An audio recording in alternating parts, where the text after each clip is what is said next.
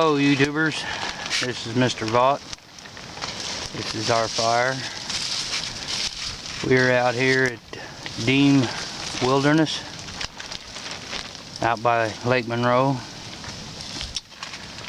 My tarp is a 10 by 20. My wife didn't know what measurements to get, so she just got the biggest one she could find. It's a beautiful tarp. Got it for Christmas. There's my wife. She's doing all the cooking.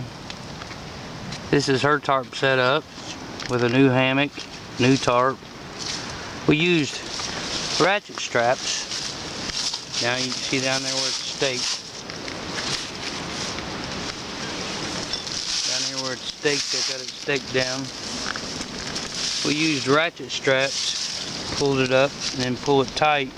And that way you can, if it loosens up any and all during the night, you can just pull it tight. You put a carabiner on the end of the string so that it wouldn't, one of them locking carabiners, or C-locking carabiners. And then we just wrapped the ratchet strap around the tree and ran it through the eyelet instead of the hook. Now my tarp is not set up the way it should be. It's not perfect. Please forgive me, and if you don't like it, oh well, try it yourself sometime with a 10 by 20. It ain't easy. Hers is an 8 by 10. Beautiful setup right there. We got it tied off. Beautiful ridge line. Packs up off the ground. It's Saturday. About 35, 36 degrees. Plenty of water. And it's supposed to snow later tonight. So my wife went, got us some mummy bags. 0 degree Fahrenheit. Got to be nice and toasty warm. There's my camp setup. 10 by 20 is not easy to set up between two trees that are only about 18 feet apart. So I got a little bit scrunched up on that side, a little scrunched on that side. But it's plenty high enough that I can climb in my hammock, settle down for the night. And as you can see, I've got my back of my tarp is straight down towards the ground so that it'll just stay nice and warm. The heat will rise up against the front of my tarp, you can see right through there, and it will rise up from there and hit the front of my tarp and then bounce back down. And since I got the back of it straight down, and I'm going to put some logs along the back of that and just run some straps down to the log just to hold the back down tight. We started on our fire supply. Found an old dead pine tree that was still standing, knocked it over. Cut it up in about 2-3 feet length. See, I still have about 7 feet left there to cut up. And we're going to eat supper first because I'm about to pass out. My wife's new setup. This is her second time out camping with us. We don't call this bushcraft because, you know, we don't make anything. We don't use the land around us. We just bring some tarps out and go hammock camping. But I want her to show you her new knife that she went out and bought. It's a new Sheffield, and she just loves it. Pull it out, sweetheart.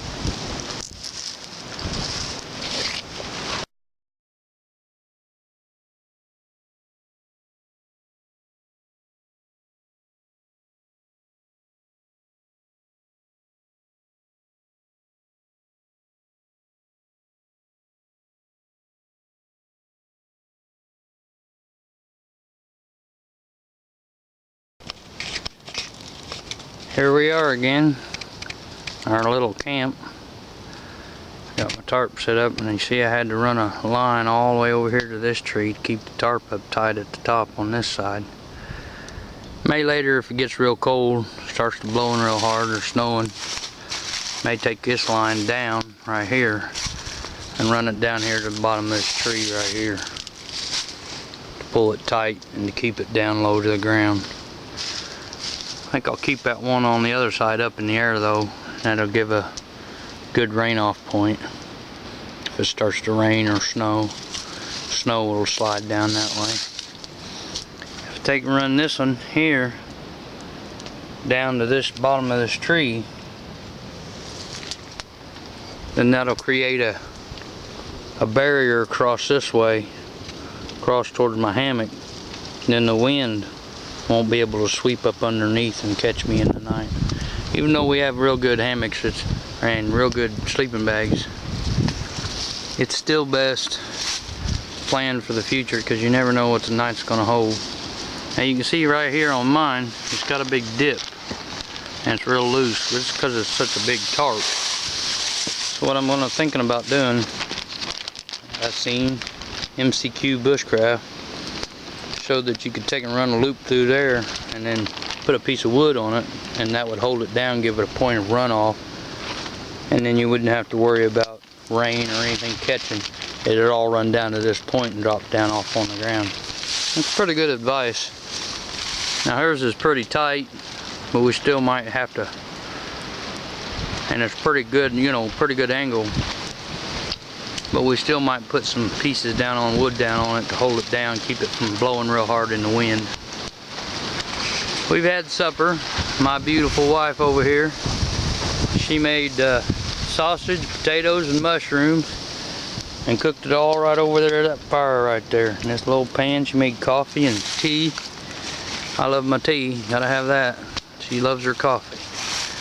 But you can see our setup, it's pretty simple. I ran this line across here and used a ratchet strap so I could pull it tight, so the wind wouldn't blow it off and rip it off in the night. But you can see that she's got the 550 paracord, and we just ran it around. I just looped this around it, it's not holding anything.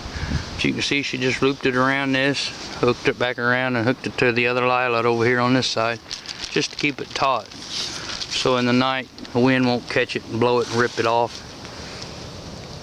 Double layers, good piece of leather on the end with the eyelet around the edge.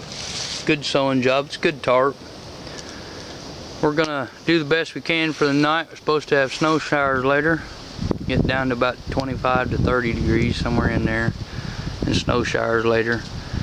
We ain't that far from the truck, maybe a quarter mile, so if it gets too bad, we can always take off and head for the house. But I'd rather not, rather just stay here and sleep the night through, which I'm thinking we're gonna try and do for the night. We'll talk to you later on when we get ready to start breaking down. We'll show you more about it. The hammocks over here, they'll hold up to 500 pounds. Now, about a year ago, when I first came out and first started doing this, buddy of mine, his name was Mike King. Is that looking right at me? His name's Mike King, and he asked me to start this bushcraft thing with him. And I didn't know what the heck he's talking about, bushcraft. Here I weighed dang near 500 pounds, maybe a little more than that, and it sucked getting out here carrying a bag.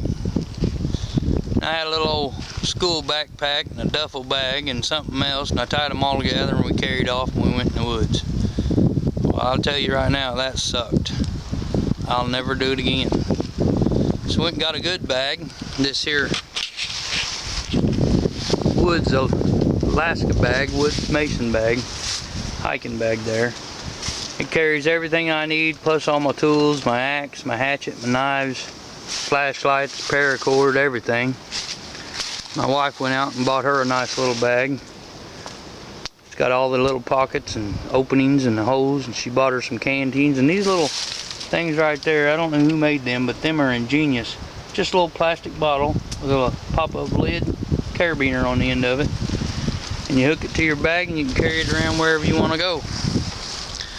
But I tell you, them are ingenious, and they're only about $1. You get them at the dollar store. Ingenious. You can hook it to your bag as you're walking, throw it in the refrigerator the night before you leave, hook it to your bag and carry it off with you. Have water with you whenever you walk. And don't cost you $75 like one of them water bags you put on your back and run a string around, a straw around and try and suck on it. Just hook it right here, and then when you want to drink, just tip it up. If you're poor like me and my beautiful wife there, I wouldn't say she's poor, I'm poor. But if you're poor like me, you're gonna go and get the cheapest stuff you can find. I made my own hatchet handle, made several of my own knives. First went out and I Made my own bag the second time we went out. Made it out of a army shirt. Lasted a couple times, and then I throwed something in it and it poked a hole in it and it fell apart on me. Sewed it, hand stitched that sucker together by myself. That was the worst looking hand stitching you ever seen in your life. We've gotten better at it now. I had an old wool blanket that I was using. I wrapped it up, sewed it up, made a hammock out of it. Like froze to death 2 or 3 times it came out. But it worked. So if you're poor and you can't go out and buy tarps, and you can't go out and buy these hammocks, and you can't go out and get you a nice bag, and you ain't got the money for all that, you know, bills and things like that, they seem to take their toll, and you ain't got the money to go out and buy stuff like that. You can make your own bag. It ain't easy, but you can buy the canvas for it, thin canvas, 1/8 inch, hand stitch it, sew it up yourself, use sinew or some of that fishing line, 200-pound test or 300-pound test is best. Use that. You can make your own hammock out of a wool blanket, just hand stitch it up with some good string. 500 pounds is what I would use, and then do a straight line, crooked line, and a straight line on each seam. But it'll hold. Mine did. Still got it. It's still sitting at home, hanging over the door, so it'll keep the cold air out. But I tell you, you can get away with it. We're gonna stop off for now. I gotta go knock down some more trees. You see, I got a nice big chunk of white oak laying there. Several pieces of pine still laying over there. Some laying in the back there. I'm gonna go knock down some more pine trees and some more oak trees. There's another big piece of oak back there laying on the ground. I'm gonna go pick it up and cut it up, bring it over, so we can keep fire going all night long. And we'll talk to you in the morning or sometime later tonight. God bless.